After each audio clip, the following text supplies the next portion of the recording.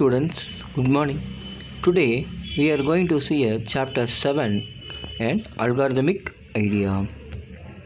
First, before we go into the topics, you should have know what is meant by algorithm. An algorithm is a method or procedure for completing a specific task which is sufficiently precise and that can be programmed on computer. அதாவது அல்காரிதம்னா என்ன சார்னு கேட்டிங்கன்னா, இது வந்து ஒரு procedure for completing specific task. அது procedure வந்து எப்படி இருக்குன்னா, சஃபிஷியன்ட்லி ஸ்டெப்ஸ், நமக்கு தேவையான ஸ்டெப்ஸ் மட்டும்தான் எழுதியிருப்பாங்க. That is known as a algorithm.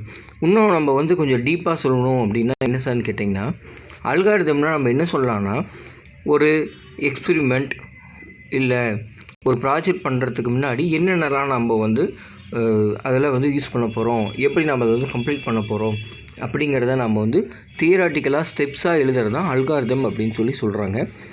எல்லா ப்ராஜெக்ட்டுக்குமே அது all the experiment of all the subjects like physics, chemistry, computer science, general subject எதாக இருந்தாலும் இந்த அல்காரிதம் அப்படிங்கிறது ஒரு இம்பார்ட்டண்ட். ஏன்னா என்ன பண்ண போகிறோம் அப்படின்னு நமக்கு தெரிஞ்சிருக்கணும்.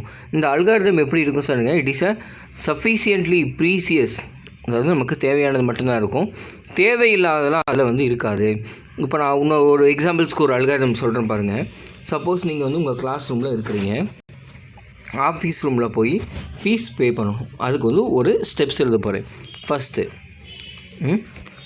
Get permission with class teacher, first step அல்காரிதமுக்கு. செகண்ட் என்ன, கோயிங் டு ஆஃபீஸ் ரூம்.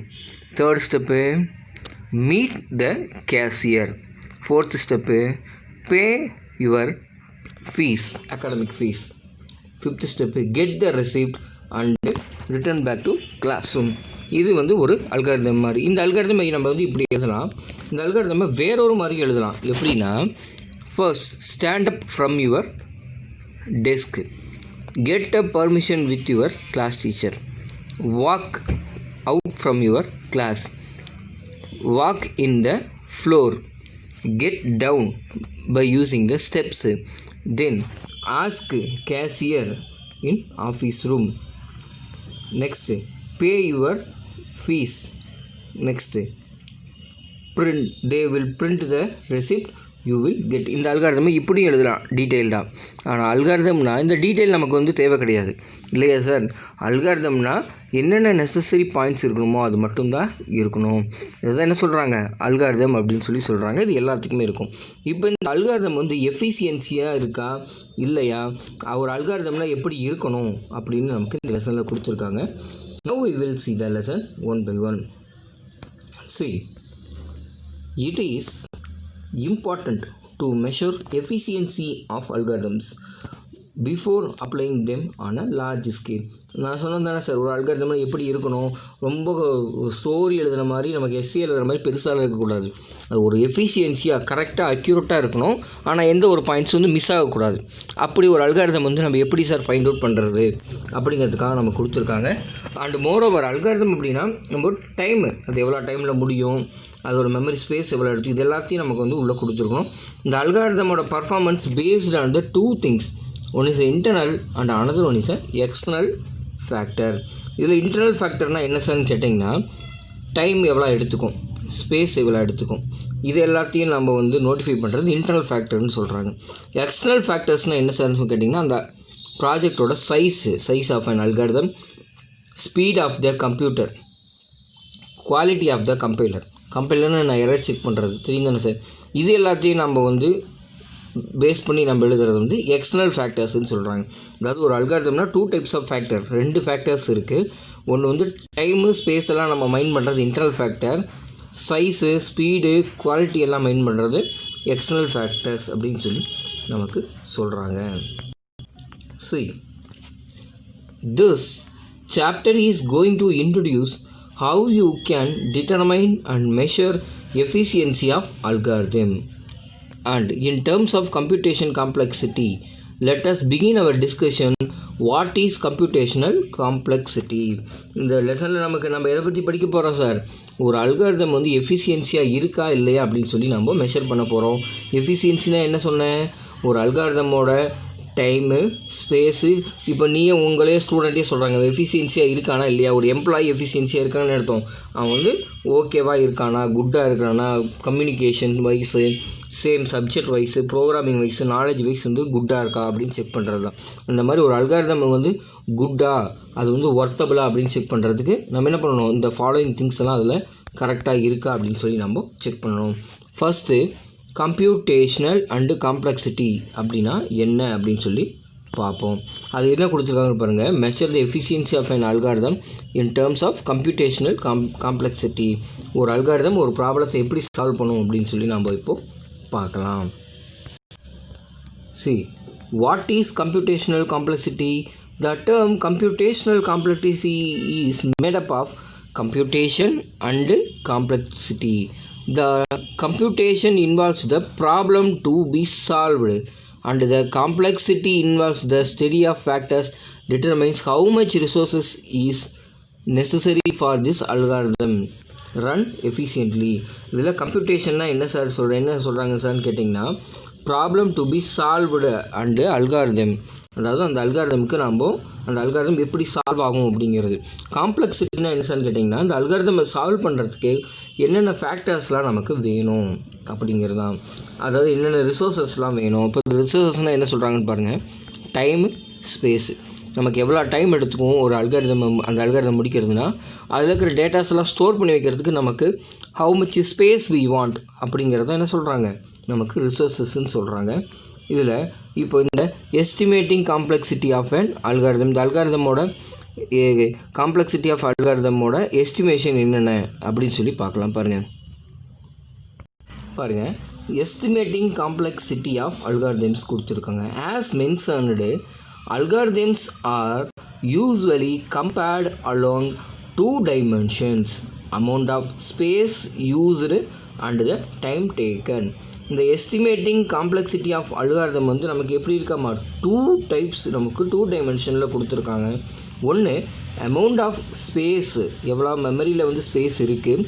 ரெண்டாவது எவ்வளோ டைம் எடுத்துக்கும் நமக்கு. Of the two, the time taken is usually considered the more important. அதில் இந்த டைம் அப்படிங்கிறது நம்ம வந்து கம்பல்சரி என்ன பண்ணணும், அதுக்கு ஒரு இம்பார்ட்டன்ஸ் கொடுக்கணும். ஃபார் எக்ஸாம்பிள்ஸ், நீங்களே ஒரு கேம் விளையாடுறீங்க. அந்த கேம் வந்து நமக்கு சீக்கிரம் இந்த கேம் வந்து ஃபைனலுக்கு வந்து நமக்கு முடிகிற மாதிரி இருந்தாலும் ஒரு இன்ட்ரெஸ்ட்டாக இருக்கும். எந்த ஒரு டாஸ்க்காக இருந்தாலும் அந்த கேமில். இல்லை ஒரு கேமில் ஒரு டாஸ்க் வந்து ரொம்ப நேரம் எடுத்துக்குது அப்படின்னா என்ன பண்ண மாட்டோம், நாம் அந்த கேம் வந்து லைக் பண்ண மாட்டோம். நெக்ஸ்ட் பாருங்கள். The motivation to study time complexity is to compare different algorithms and use the one that is most efficiency in the particular situation. இந்த டைம் காம்ப்ளெக்சிட்டி யூஸ் பண்ணி நம்ம என்ன பண்ணலாம், எந்த அல்காரிதம் வந்து நமக்கு எஃபிஷியன்சியாக இருக்குது இல்லை அப்படின்னு சொல்லி நம்ம சொல்லிடலாம். அதாவது இப்போ 4 அல்காரிதம் எழுதியிருக்கீங்கன்னா, எந்த அல்காரிதம் வந்து ஃபஸ்ட்டு பாயிண்ட்டு, எந்த அல்காரிதம் வந்து டைமை கரெக்டாக மெயின்டைன் பண்ணுதோ அதை நம்ம என்ன பண்ணலாம், ஃபர்ஸ்ட்டு நம்ம எஃபிஷியன்சியாக இருக்குது அப்படிங்கிற மாதிரி நம்ம எடுத்துக்கலாம். Actual run time particular computer is not a good basics for a comparison since it depends heavily on the speed on the computer, the total amount of RAM in the computer, the OS running on the system and the quality of the compiler used. அதாவது இந்த time காம்ப்ளெக்சிட்டின்னு சொன்னேன் இல்லையா sir. இந்த time காம்ப்ளெக்சிட்டியில் இன்னொரு என்ன sir ட்ராபேக்ஸ்ன்னு கேட்டிங்கன்னா, நீங்கள் என்ன தான் ஒரு ப்ரோக்ராம், என்ன தான் ஒரு சாஃப்ட்வேர் வந்து ஃபாஸ்ட்டாக ஒர்க் ஆனாலும் based on the system memory RAM பொறுத்து தான் அதோட டைம் என்ன ஆகும், நமக்கு சேஞ்சஸ் ஆகும். இப்போ ஒரு சிஸ்டத்தில் ரேம் வந்து வெறும் 100 MB தான் இருக்குது அப்படின்னா அது ஒரு ஸ்பீடு நமக்கு கிடைக்கும். இதே ஒரு சிஸ்டத்தில் ரேம் வந்து 4 GB இருக்குன்னா அதோட ஸ்பீடு நமக்கு எப்படி இருக்கும், இன்னவே ஓகேவாக இருக்கும். தான் பேஸ்டு ஆன் த நம்ம மெமரி சொல்கிறாங்க, ரேம் மெமரி சொல்கிறாங்க. நெக்ஸ்ட்டு இந்த டைம் காம்ப்ளெக்சிட்டியை நம்ம என்ன பண்ணுவாங்கன்னா பிக் ஓ நொட்டேஷன் அப்படின்னு சொல்லி நம்ம கால்குலேட் பண்ணுவாங்க. இந்த பிக் ஓ நொட்டேஷனில் அப்ளை பண்ணுவாங்க, எனக்கு வேல்யூஸ் வந்து அப்ளை பண்ணுவாங்க. அப்ளை பண்ணிவிட்டு எதில் நமக்கு வந்து டைம் காம்ப்ளெக்சிட்டி இந்த நம்பர் ஆஃப் வேல்யூஸ் வந்து கம்மியாக கிடைக்குதோ அந்த அல்காரிதம் என்ன பண்ணுவாங்க, நம்ம அப்ளை பண்ணிக்கலாம். பாருங்கள், first the big O notation is used to depict an algorithm's growth rate. Algorithm-ஓட அந்த growth rate வந்து calculate பண்ணுதாமா big O. The growth rate determines the algorithm's performance when its input size grows. இந்த அல்காரிதமோட performance எப்படி இருக்கும் sir? இந்த input size குரோவை பொறுத்து இருக்கும். Through big O the upper bound of an algorithm performance is specified. If we say an algorithm takes 0n2 time, this means that this algorithm will carry out its task taking at most n square steps for input size. அதாவது ஒன்றும் இல்லை sir, இப்போ இதில் பார்த்தீங்கன்னா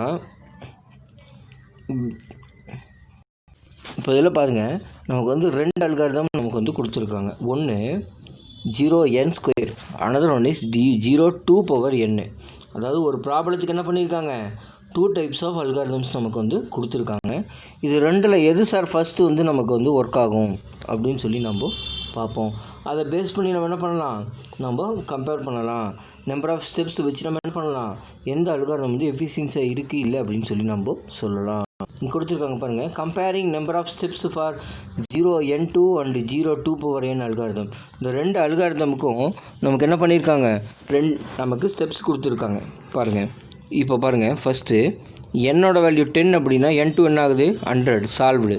20னா 400, 40னா 1600, 100னா 10,000, 400னா 1,60,000. இந்த n2 வந்து இங்கேயே solve ஆயிரும். இதே 2n 1024, இதோட வேல்யூ பாருங்கள் அதிகமாகிட்டே இருக்கா சார்? நம்ம இதில் பார்த்தாவே நமக்கு என்ன தெரியுது சார், மேலே இருக்கிற அந்த n² அல்காரிதமோட 2n அல்காரிதம் நமக்கு என்ன ஆகுது, மோர் ஸ்டெப்ஸ் வந்து எடுத்துக்குது இல்லையா? அதோட வேல்யூஸ் நமக்கு எப்படி இருக்குது, வெரி பிக்காக இருக்குது. So take a more steps, இதுதான் கீழே கொடுத்துருக்காங்க பாருங்கள். more the number of steps, more is the time taken and lesser is the performance. As per n equal to 100, very பிக்காக நமக்கு இருக்குது. இதுதான் கீழே கொடுத்துருக்காங்க பாருங்கள். see, we can say that the algorithm with the complexity 0n² is the better. 0n² என்ன சொல்கிறாங்க, நமக்கு வந்து பெட்டர் அப்படின்னு சொல்லி நமக்கு சொல்கிறாங்க. அந்த 0n² வந்து நமக்கு better when we compare to 2n compare பண்ணுறப்போ n²